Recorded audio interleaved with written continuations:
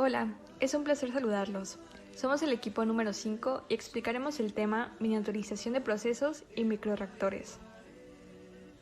La intensificación de procesos basada en equipos miniaturizados es un concepto relativamente nuevo en el ámbito de la ingeniería química, que tiene por objetivos reducir costos de capital y energía de una planta química, al igual que el impacto ambiental causado por esta. La miniaturización de un proceso se puede definir como la reducción del volumen de un sistema de producción con eficiencia estandarizada. Es una herramienta ideal para caracterizar reacciones de alto rendimiento y lograr menores tiempos de reacción, así como para el desarrollo de procesos que permitan mantener un alto nivel de control en sus condiciones, a su vez que favorezcan una selectividad mejorada. Por otra parte, en microcanales, la transferencia de calor es muy eficiente debido a la gran cantidad de área superficial respecto al volumen, por lo que la temperatura del sistema puede ser regulada por medio de una eliminación de calor efectiva, permitiendo llevar a cabo reacciones químicas altamente exotérmicas bajo condiciones más controladas que en equipos de escala convencional. De igual forma, se debe añadir que debido a las pequeñas cantidades de productos químicos necesarios, los sistemas de microescala son más adecuados que los de dimensiones convencionales, especialmente para procesos químicos con reactivos altamente inflamables, tóxicos y explosivos, así como para la eliminación de subproductos y de igual manera para lograr la máxima conversión y aprovechamiento de la energía. Análisis del fenómeno limitante.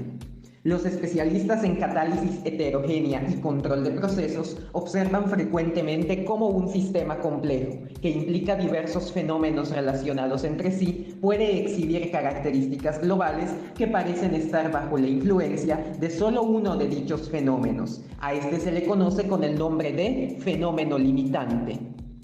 Existe una metodología que permite caracterizar los diferentes fenómenos implicados en un sistema por medio del tiempo característico, para que mediante la miniaturización del proceso se pueda imponer un fenómeno limitante diferente al que se tiene. De igual forma, existe otra metodología para miniaturizar un sistema sin necesidad de cambiar el fenómeno dominante. Veamos antes unos principios básicos. Tiempo de referencia. El primer tipo de tiempo característico a mencionar es el de referencia. Sirve de base para describir la eficiencia del reactor y debe ser seleccionado minuciosamente de acuerdo con el tipo de equipo a considerar. En cuanto a los reactores por lotes, el tiempo de referencia empleado es el tiempo de residencia, que se relaciona con la conversión en dicho equipo. No obstante, para los reactores semi-batch es más recomendable establecer que el tiempo de referencia sea el tiempo de alimentación, porque la introducción de los reactivos al equipo puede tener una influencia drástica en la operación. Para un reactor continuo, el tiempo de referencia por excelencia es el tiempo espacial. De acuerdo con lo descrito, el tiempo de referencia es un parámetro operacional del sistema, el cual puede ser modificado y en consecuencia afectar en el rendimiento del equipo. Tiempo característico fundamental. Independientemente del tiempo de referencia, los fenómenos pueden ser descritos por un tiempo característico fundamental, que se define como el tiempo necesario para que un sistema físico-químico llegue a su equilibrio desde un estado inicial en el que no se encuentre en dicho equilibrio. Es vital mencionar el hecho de que un fenómeno rápido exhibe un tiempo característico pequeño, mientras que un tiempo característico grande corresponde a un fenómeno lento. Dimensión geométrica R. La siguiente tabla proporciona una lista de expresiones del tiempo característico fundamental correspondiente a algunos de los fenómenos más frecuentes relacionados con reactores químicos, donde R es una dimensión que depende del fenómeno a estudiar y puede ser el radio de la sección transversal de un tubo, el espesor de una pared o la longitud de difusión, por mencionar algunos ejemplos. Se puede observar que el nivel de dependencia del tiempo con respecto a la dimensión R es diferente para cada fenómeno. Miniaturización con cambio de jerarquía. Jerarquizando los tiempos característicos fundamentales en una lista y comparándolos con el tiempo de operación global observado, es posible identificar el fenómeno dominante.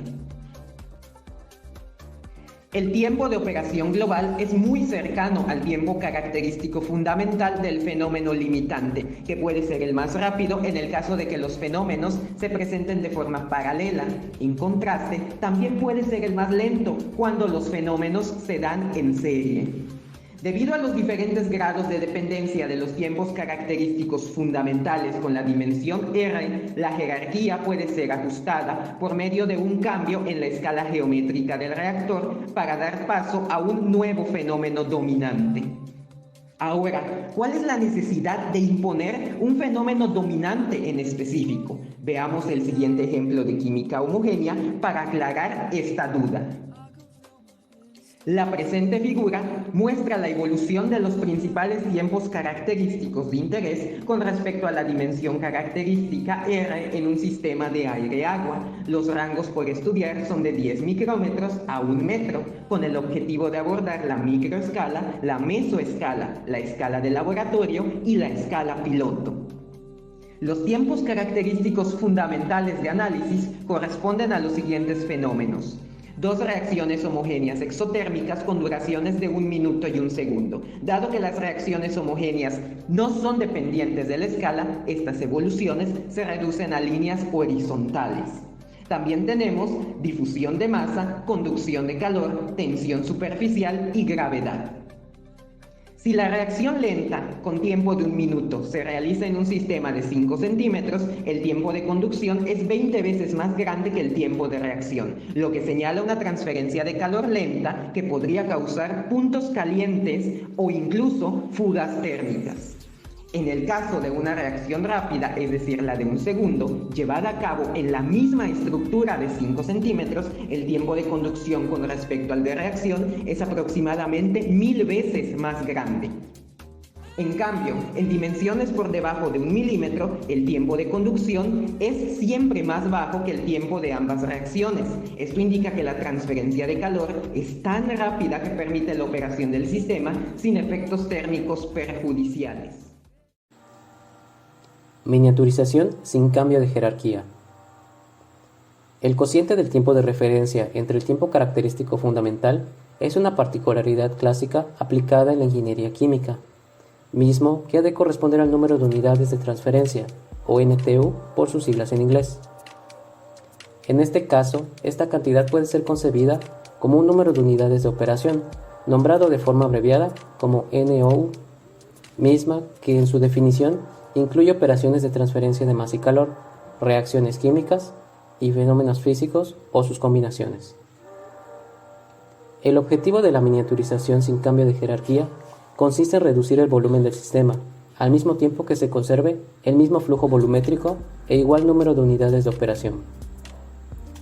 Para conservar el presente análisis de la forma más general posible, supongamos el diseño de un grupo de NC cilindros que son paralelos y con canales de radio R y longitud LC.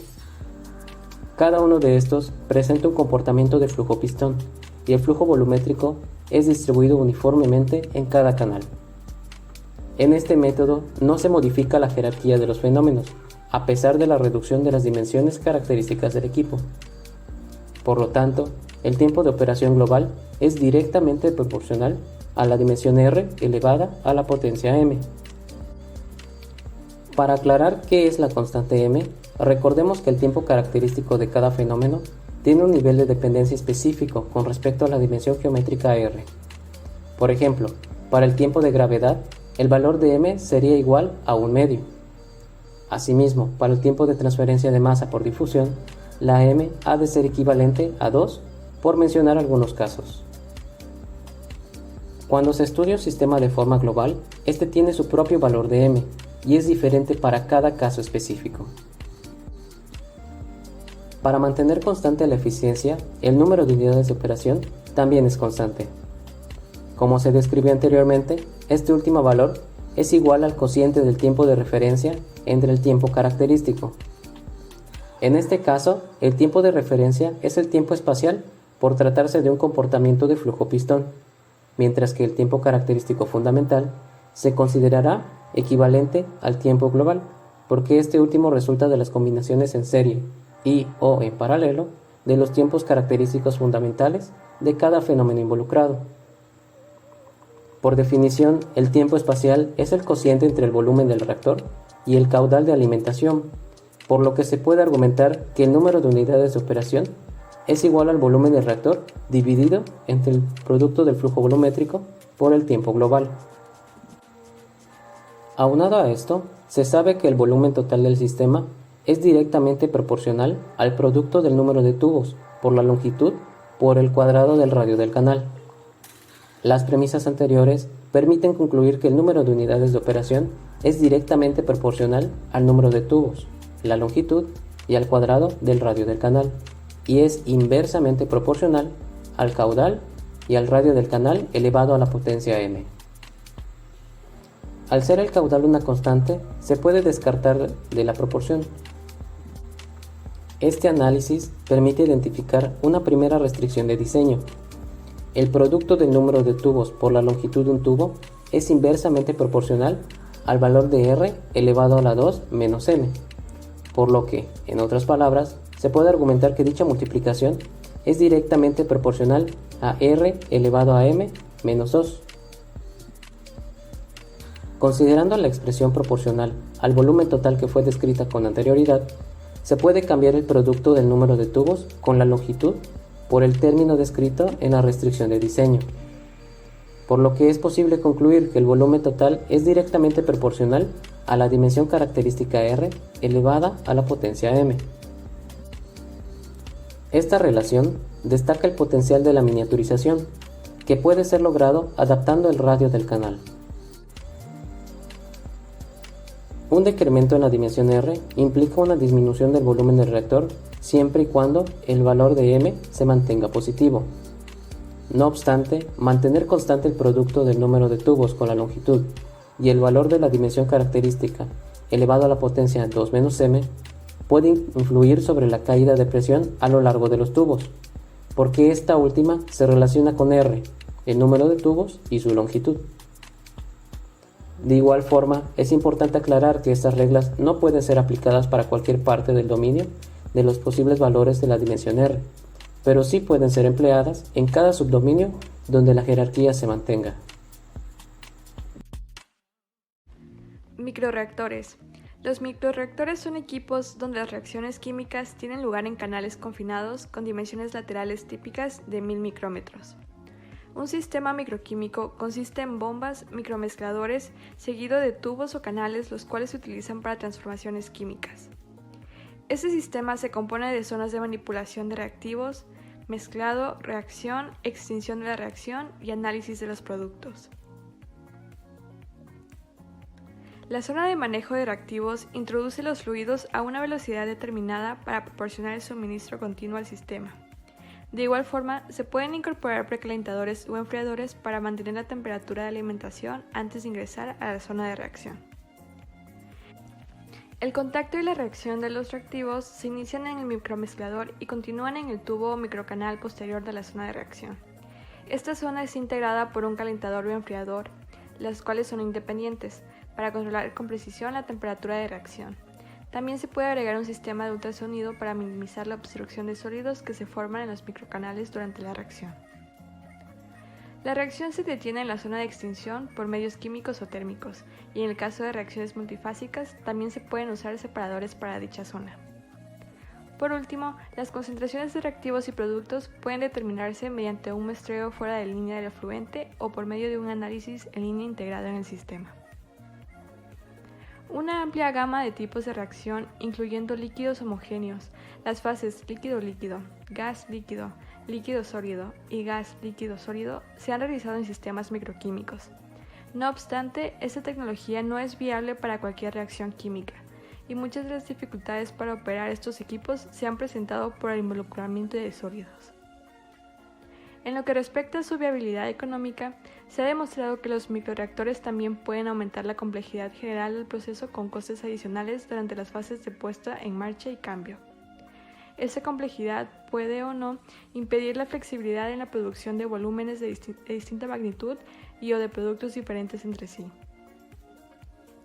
Los beneficios de emplear la tecnología de este tipo de reactores en lugar de los de tamaño convencional incluyen una mejor transferencia de calor y masa, mayor seguridad, disminución del impacto ambiental, producción distribuida, alta portabilidad, aplicaciones remotas y naturaleza flexible de la tecnología. Micromezcladores. Estas unidades ponen en contacto de forma eficiente múltiples corrientes combinándolas en una sola. Al igual que los mezcladores de dimensiones convencionales, los micromezcladores se pueden clasificar como pasivos, es decir, sin energía externa añadida, o activos con energía externa añadida, que pueden ser ultrasonido, variaciones acústicas, variaciones periódicas, campos eléctricos o campos magnéticos. Los micromezcladores más utilizados son los pasivos y utilizan la geometría del equipo para producir un contacto efectivo entre los reactivos. Estructuras en micromezcladores. Las unidades de micromezclado pueden ser configuradas de acuerdo con 5 tipos de estructuras, mismas que se presentan a continuación. Estructuras de contacto simple. Estas incluyen la unión en T, en Y, la cruzada y la de coflujo. Al modificar la orientación de contacto de la corriente se puede lograr una alta eficiencia de mezclado. No obstante, estos equipos no pueden ser aplicados en el caso de sistemas multifásicos o muy viscosos debido a que causan un flujo anular. Diseño de recombinación dividida. Estos estiran, cortan y apilan repetidamente corrientes de fluido. Un enfoque que muestra ser efectivo para sustancias altamente viscosas. Estructuras de multilaminación. Se basan en fluidos de dilución por cizallamiento en películas, que exhiben un rendimiento de mezcla superior incluso a caudales bajos debido a sus escalas de longitud de difusión reducidas. Estructuras helicoidales o curvas. Pueden mejorar el rendimiento de la mezcla mediante la advención caótica generada por la geometría de curvas del canal, especialmente para caudales elevados. Estructuras estáticas periódicas. Estos pueden inducir tanto la advención caótica como el efecto de cizallamiento, lo que hace que las estructuras sean efectivas para fluidos multifásicos, pero provocan una caída de presión alta. Es importante señalar que los micromezcladores avanzados a menudo combinan varias estructuras de diseño de mezcla en un solo tipo de dispositivo y que, para controlar o mejorar más el rendimiento del proceso, se pueden integrar energía externa en los mezcladores. Fenómenos de transporte involucrados. Dinámica de flujo. En reacciones multifásicas, esta puede influir en gran medida en la transferencia de masa y calor, las cuales pueden afectar la conversión o selectividad de la reacción. La dinámica deseada maximiza el contacto entre las dos fases para permitir la máxima mezcla interfacial y puede verse influenciada por muchas variables, incluidas la estructura del mezclador, la humectabilidad del canal, las propiedades del fluido y las condiciones del funcionamiento. En la microescala, el número de capilaridad se usa a menudo para correlacionar el tamaño de la gota, ya que la fuerza de viscosidad y la tensión interfacial dominan sobre las fuerzas gravitacionales y de inercia. Transporte de masa. Para optimizar las reacciones multifásicas es necesario contar con la eliminación o minimización de la resistencia a la transferencia de masa. Para esto es importante entender las características de la transferencia de masa multifásica y las velocidades que se pueden alcanzar en los microreactores durante la etapa de diseño. Este fenómeno de transporte depende del régimen del flujo, su velocidad y de las estructuras del mezclador. El número de Sherwood se utiliza para caracterizar la transferencia de masa en sistema a microescala, mientras que el número de Hatta se utiliza para describir las relaciones entre la reacción y la transferencia de masa. Transporte de calor. Los microreactores se benefician de velocidades de transferencia de calor elevadas, debido a las escalas de longitud cortas y las proporciones altas entre la superficie y el volumen. Dos resistencias térmicas suelen considerarse como controladoras de la velocidad en microsistemas: el flujo de calor interno a través del fluido y el transporte externo. El número de Biot es un buen indicador para saber cuál es la resistencia controlante. A pesar del potencial de una rápida transferencia de calor, aún pueden formarse puntos calientes dentro de los microreactores, especialmente para reacciones rápidas y altamente exotérmicas. Criterios de escalamiento. Aunque la tecnología de los microreactores presenta grandes ventajas, queda un desafío clave: el escalamiento.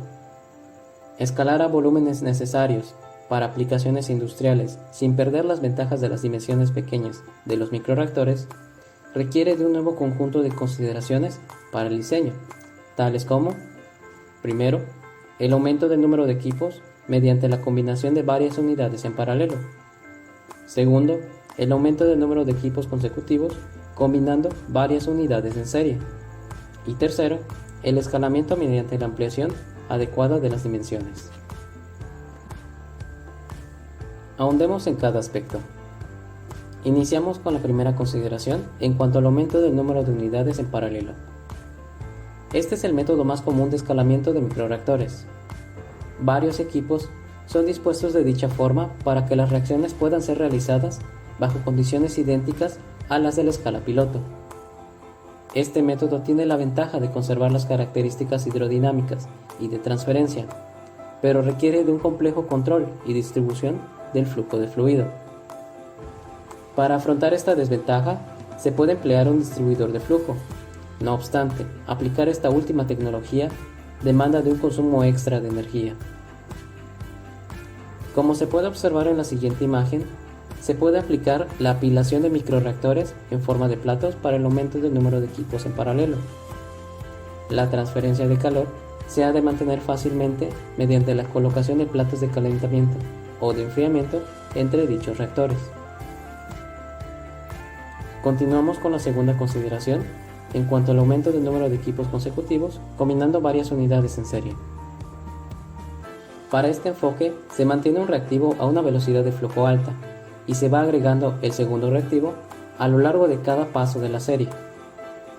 Los estudios respecto a este criterio de escalamiento son limitados, aunque el concepto es comúnmente implementado en aplicaciones prácticas. Con esta técnica se deben garantizar canales más largos en los segmentos en donde la corriente va hacia abajo, para garantizar un tiempo de residencia constante cuando aumenten las velocidades de flujo. Esta estrategia se beneficia al eludir la necesidad de distribuidores de flujo, lo que ayuda a los investigadores a mantener el control de flujo requerido en el proceso, a la vez que ayuda a reducir los costos de implementación de estos componentes. El aumento del número de equipos consecutivos también puede disminuir los puntos calientes cuando se aplican reacciones rápidas y exotérmicas al disminuir el flujo de reacción. Sin embargo, la capacidad de escalamiento para esta tecnología es escasa debido a la incapacidad de aumentar las velocidades de flujo de forma ilimitada. Por último, tenemos la tercera consideración en cuanto al escalamiento mediante una ampliación adecuada de las dimensiones. El tamaño del canal se puede aumentar a una escala suficientemente grande para lograr el rendimiento deseado. Sin embargo, es fundamental conservar las ventajas de un mezclador rápido, así como una excelente transferencia de masa y de calor realizada a microescala. Además, esta estrategia puede disminuir la tendencia de los sólidos a obstruirse. Aplicaciones. Investigadores han desarrollado la síntesis de óxido de etileno en un microreactor. Debido a la seguridad brindada por este tipo de equipo en el manejo de sustancias explosivas, se puede utilizar etileno al 15% en oxígeno puro, concentración que se encuentra dentro del régimen explosivo y por ende no se puede emplear dentro de la industria. Al finalizar este experimento, se observó que las tasas de producción volumétrica fueron de 0.14 a 0.78 toneladas por hora metro cúbico, siendo más altas que las de un reactor industrial con valores de 0.13 a 0.26 toneladas por hora metro cúbico. Por otra parte, de acuerdo a los artículos consultados, se estableció un sistema de microreactores para mejorar la oxidación de dibenzotiofeno y 4,6-dimetildibenzotiofeno. Se usó un microcanal de unión en T para la formación de flujo glucoso, de tal manera que se obtuvo una conversión de DBT del 97% con un tiempo de residencia de 1.3 minutos a 60 grados centígrados, y el 4,6-DMDBT también se oxidó con éxito al 97% a 70 grados centígrados. De igual forma, se puede observar que el consumo energético en un mezclador Setter por metro cúbico de líquido es de 150 a 250 kJ, mientras que el flujo líquido-líquido requiere solo de máximo 20 kJ. Finalmente, y de acuerdo a la literatura, otro ejemplo de aplicación es el de un sistema microescala para la extracción y separación de esteroides, del cual se propuso la integración de pasos posteriores para el desarrollo de un proceso autosuficiente. En la siguiente figura se muestra un ejemplo esquemático de un sistema de este tipo. Se puede observar cómo la reacción, la extracción y la separación de fases se pueden unificar en una configuración microfluídica.